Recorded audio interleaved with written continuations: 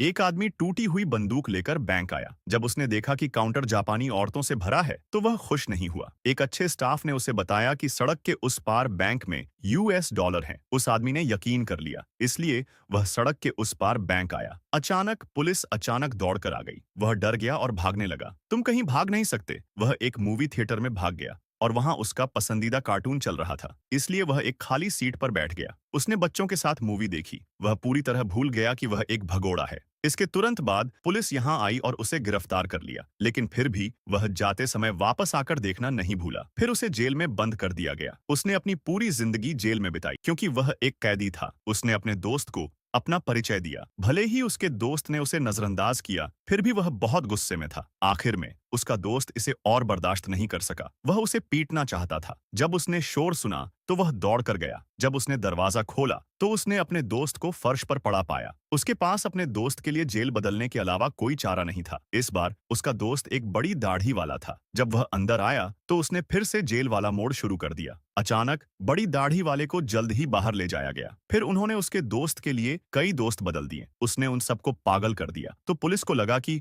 उसके दिमाग में कुछ गड़बड़ है, इसलिए उन्होंने उसके लिए एक साइकेट्रिस्ट ढूंढा। हालांकि जब साइकेट्रिस्ट की समस्या का सामना करना पड़ा तो बड़ी दाढ़ी वाले को बिल्कुल भी परवाह नहीं थी, क्योंकि उसका ध्यान टेबल पर मक्खियों पर था। आखिर में साइकेट्रिस्ट इस नतीजे पर पहुंचा कि बड़ी दाढ़ी वाले को कोई मेंटल बीमारी नहीं थी, यह बस एक असली सेकंड हैंड है। इस बार जेल चीफ ने अचानक एक लाइट जलाई। उसे एक अच्छा आइडिया आया। वह यह कि बड़ी दाढ़ी वाले और एक किलर को, जिसे हाल ही में अरेस्ट किया गया था, एक साथ रखा जाए। हत्यारे का नाम रूबी है। जब वह बाहर था तो उसने न सिर्फ बड़ी दाढ़ी वाली औरत को पकड़ा, बल्कि बड़ी दाढ़ी वाले के 20 मिलियन यूएस डॉलर भी ले लिए। जब बड़ी दाढ़ी वाले को यह पता चला तो उसने गुस्से में औरत को पकड़कर जमीन में गाड़ दिया। लेकिन पुलिस को गलती से लगा कि औरत को रूबी ने मारा है, इसलिए उसने उसे जेल में डाल दिया। लेकिन पुलिस ने उससे 1 महीने तक पूछताछ की। रूबी ने एक शब्द भी नहीं कहा। जो नहीं जानते थे उन्हें लगा कि वह गूंगी है। इस बार उसे यकीन नहीं हुआ कि बड़ी दाढ़ी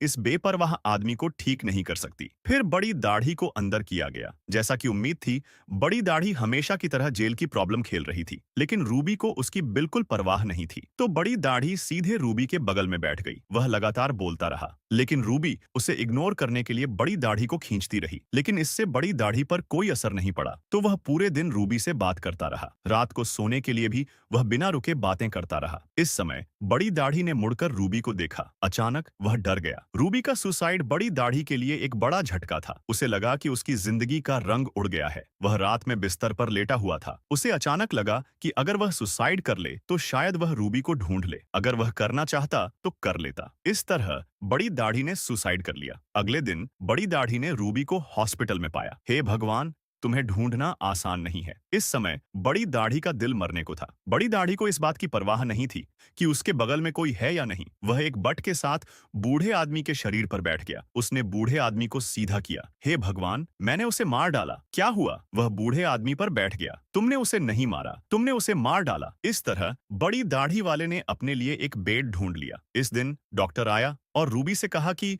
अगर वह नहीं बोली तो वह उसे एक इंजेक्शन देगा। फिर उसने उसे मेंटल हॉस्पिटल भेज दिया। जब बड़ी दाढ़ी वाले ने सुना कि रूबी जगह बदलने वाली है तो उसने कहा कि वह चाहे कुछ भी हो जाए उसका पीछा करेगा। उसने डॉक्टर को यह भी धमकी दी कि अगर उसने उसे जाने नहीं दिया तो वह दीवार से टकरा जाएगा। नतीजतन उसने खुद को मार लिया। उसे यह भी नहीं पता था कि वह किस देश से है। रूबी डॉक्टर के पास थी। वह उसे बेवकूफ बनाने के लिए एक इंजेक्शन देना चाहता था। रूबी बोली, 1 लाख, मैं तुम्हें मारना चाहती हूँ। 1 लाख। उस आदमी ने अपनी जिंदगी बचाने के लिए 1 लाख खर्च किए। डॉक्टर ने कहा कि तुम ऐसी ही हो। 1 लाख कहाँ से आए? रूबी ने कहा कि तुम मेरे भाई के पास गई थी, वह पैसे खर्च करने को तैयार होगा। डॉक्टर को बॉस मिल गया। उसने 1 लाख यूरो मांगे। बड़े भाई ने कहा कि उसने मुझसे 20 मिलियन लूटे। उसने मुझे एक हरी टोपी भी दी। उसने मुझे उसे बचाने के लिए 1 लाख देने के लिए भी कहा। बॉस, जिसके पास कोई चारा नहीं था, 20 मिलियन पर मान गया। जब डॉक्टर रूबी को जेल से बाहर निकालने वाला था तो आसमान से एक फ्रेम गिरा। गैंग डैन ने रूबी को पीछे से धक्का दिया। फिर दोनों को फोन काट दिया गया। गैंग डैन ने खुशी खुशी रूबी से कहा कि हम जेल से बाहर आ गए हैं भाई। रूबी लगभग गुस्सा हो गई थी। तुम्हारा जेल से बाहर निकलने का रास्ता बहुत साफ है। पता चला कि 2 दिन पहले गैंग डैन को चिंता थी कि